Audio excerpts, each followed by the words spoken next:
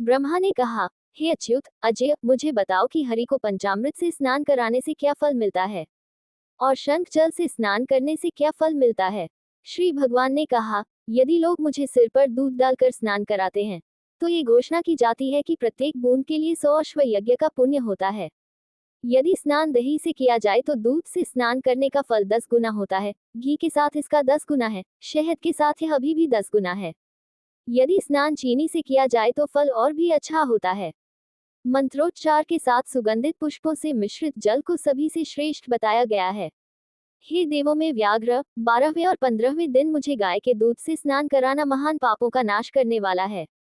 जिस प्रकार दूध से दही आदि पदार्थ उत्पन्न होते हैं, उसी प्रकार मुझे दूध से स्नान कराने से मेरी शेष सभी इच्छाएं पूर्ण हो जाती हैं। मुझे दूध से स्नान कराने से सौभाग्य और समृद्धि प्राप्त होती है, दही के माध्यम से मीठा भोजन। जो मुझे घी से स्नान कराएगा वह मेरे लोक वैकुंठ में जाएगा। जो मार्गशीर्ष माह में मुझे शहद और चीनी से स्नान कराता है, स्वर्ग जाता है और स्वर्ग से लौट कर आता है, वह इस संसार में राजा के रूप में जन्म लेता है। जो मार्गशीर्ष महीने में मुझे दूध से स्नान कराता है, वह पृथ्वी पर हाथियों, घोड़ों और रथों से भरा राज्य प्राप्त करता है। स्वर्ग लोक में वह चंद्रमा, इंद्र, रुद्र और पवन देवता पर विजय प्राप्त करता है। हे पुत्र, मार्गशीर्ष माह में मुझे दूध से स्नान करना अति उत्तम है। दूध से स्नान करने का प्रभाव वैभव प्रदान करता है। इससे पोषण में वृद्धि होती है। हे मेरे पुत्र, मुझे दूध से नहलाने से सारे दुर्भाग्य नष्ट हो जाते हैं।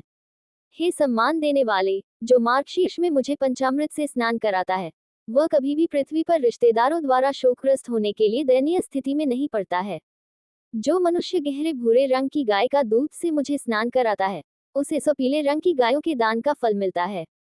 यदि कोई गुरु मार्गशीर्ष के महीने में शंख में तीर्थ जल लेकर उसकी एक बूंद से भी मुझे अभिषेक करेगा तो वह अपने परिवार का उद्धार करेगा। जो मनुष्य शंख में गहरे भूरे रंग की गाय का दूध लेकर भक्तिपूर्वक मुझे स्नान कराता है, उसे समस्त तीर्थों के दर्शन का फल प्राप्त होता है। जो मनुष्य मार्गशीर्ष माह में शंख में कच्चे चावल के दाने और कुछ घास के साथ जल लेकर उससे मुझे स्नान कराता है, उसे सभी तीर्थों के दर्शन का फल प्राप्त होता है। जो मार्गशीर्ष में श्रद्धापूर्वक भगवान को 8 शंखों के जल से स्नान कराता है, वह श्रेष्ठ मनुष्य होता है। वह मेरी दुनिया में सम्मानित है।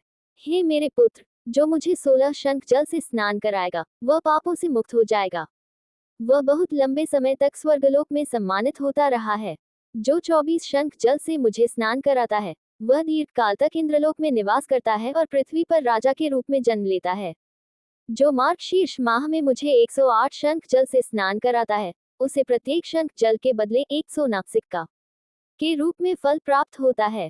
यदि कोई धर्मात्मा व्यक्ति शंख बजाकर मार्गशीर्ष में मुझे स्नान कराता है, तो उसके पितृ स्वर्ग चले जाते हैं। जो मुझे 1008 शंखों से स्नान कराता है, वह जल गण परिचारक बन जाएगा और मोक्ष प्राप्त करेगा जब तक कि सभी जीवित प्राणियों का विनाश नहीं हो जाता। हे सुरों में श्रेष्ठ, जो प्रतिदिन मुझे शंख से स्नान कराता है, उसे गंगा स्नान का फल मिलता है और वह देवताओं के समान सदैव प्रसन्न रहता है। हे पुत्र, जो शंख में जल लेकर नारायण को नमस्कार कहता है और मुझे स्नान कराता है, वह सभी पापों से मुक्त हो जाता है। जिस जल से मेरे पैर धोए गए हैं, उस जल को शंख में रखकर जो सौंफ मिलाकर पुण्यात्मा वैष्णवों को देगा, वह चांद्रायन का फल प्राप्त करेगा। जल चाहे नदी से लिया गया हो या झील से या कुएं या तालाब आदि से, यदि उसे शंख में रखा जाए तो वह गंगा जल बन जाता है। जो वैष्णव मेरे पदम्बु, जिस जल से विष्णु के पैर धोते हैं, को शंख में रखता है और उसे सदैव अपने सिर पर रखता है, वह ऋषि है और तप करने वालों में सबसे उत्कृष्ट है, अर्थात तपस्या करता है। हे पुत्र, मेरी आज्ञा से तीनों लोकों के सारे तीर्थ शंख में ही स्थित हैं। इसलिए शंख को सबसे उत्कृष्ट के रूप में याद किया जाता है।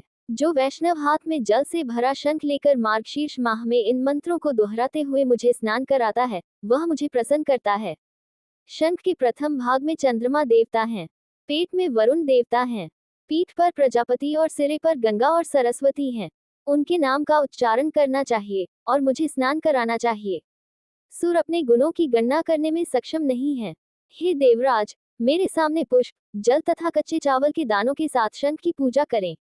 इसका वैभव अपरिमित और सर्वत्र है। एक शंख में अक्षत भरकर मेरा पूजन करना चाहिए, जिससे मेरा सुख 100 वर्ष तक बहुत महान हो जाता है। यदि कोई शंख में पीने का पानी, फूल, जल और कच्चे चावल के दाने लेकर मुझे अर्घ्य देता है, तो उसका पुण्य अनंत होता है। यदि कोई मनुष्य स्वयं शंख पर अर्घ्य लेकर परिक्रमा करता है तो उसे सातों महाद्वीपों वाली पृथ्वी की परिक्रमा करने के समान पुण्य होता है। यदि कोई मनुष्य मेरे सिर के ऊपर से जल लेकर घुमाए और शंख के जल से मंदिर पर छिड़के, तो उसके घर में कोई अमंगल नहीं होगा। यदि पाददक जिस जल से पैर धोए जाते हैं, शंख में लेकर सिर पर लगाया जाए तो उसे न तो चिंता, न थकावट और न ही नरक का भय सताएगा। सिर पर शंख जल देखने से भूत, राक्षस, कुष्मांड राक्षस, भूत, सर्प और दानव दसों दिशाओं में मस्ती करने लगते हैं।